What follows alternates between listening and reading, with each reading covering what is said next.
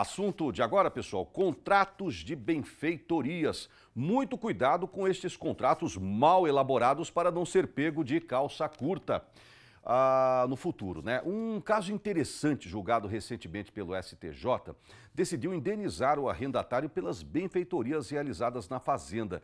Ele conseguiu na justiça o direito de permanecer na propriedade até ser totalmente indenizado. As informações aqui na tela.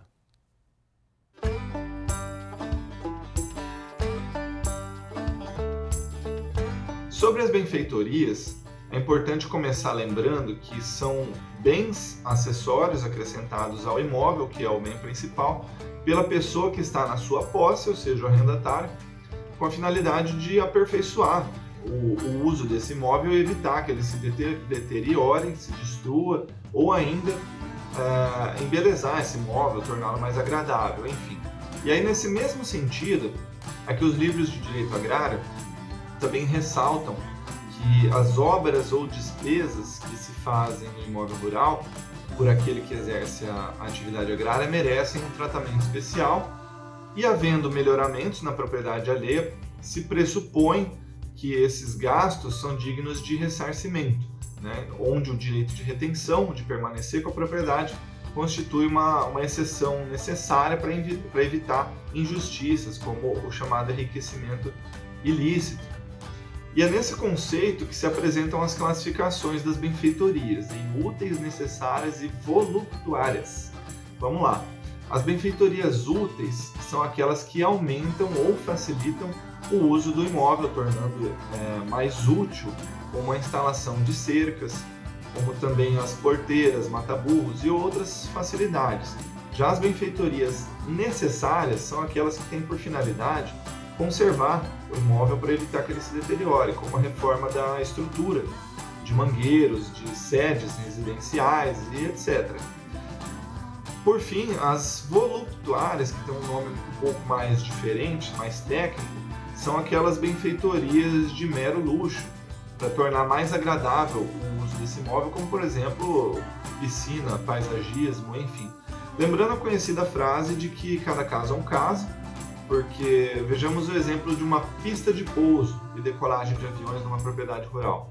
Ela pode ser considerada voluptuária em alguns casos, mas pode ser considerada também uma benfeitoria útil em outros casos, como no Pantanal, onde os acessos às propriedades rurais são difíceis. Então, o Estatuto da Terra, que é a legislação responsável pelos contratos agrários, no artigo 95, inciso 8, ele determina que o arrendatário, ao fim do contrato, tem direito às benfeitorias, à indenização pelas benfeitorias necessárias e úteis, somente indenizadas as voluptuárias quando forem autorizadas pelo proprietário.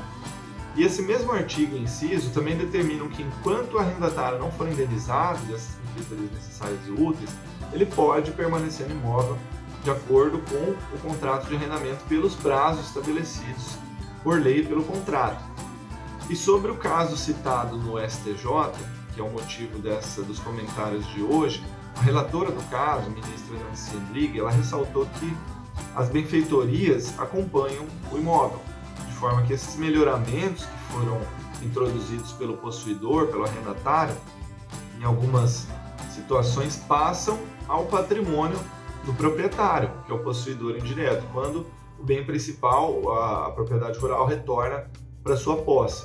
E com base nesses entendimentos e ainda também analisando a aplicação do Código Civil, a ministra decidiu que o possuidor de boa-fé tem direito à indenização pelas benfeitorias necessárias e úteis que fez e de retenção do bem principal, ou seja, de permanecer no imóvel, não sendo obrigado a devolvê-lo até a quitação desse crédito.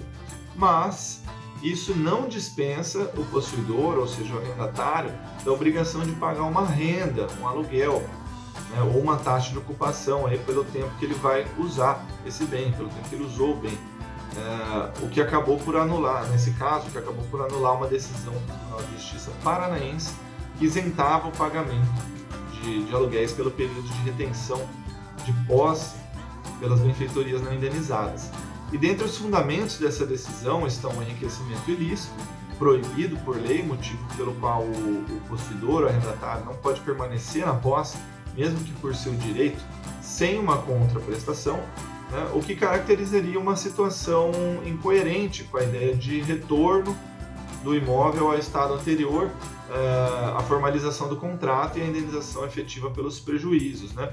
A relatora, ela também lembrou, a ministra relatora também lembrou que houve um outro caso da quarta turma do STJ que concluiu que a investigação sobre a boa-fé do possuidor no momento de realizar essas benfeitorias pode ser importante para fins de retenção da posse do imóvel enquanto não indenizado, mas nada disso dispensa o pagamento pelo uso do imóvel. Então, embora seja um caso que trate, esse caso que eu citei, trate de um caso de direito civil, não especificamente direito agrário, sendo que a lei civil não é a principal fonte do direito agrário, principalmente com relação aos contratos, também serve como parâmetro para a aplicação desse mesmo raciocínio, mudando apenas os números dos artigos e a legislação, já que o Código Civil não trata de contratos agrários.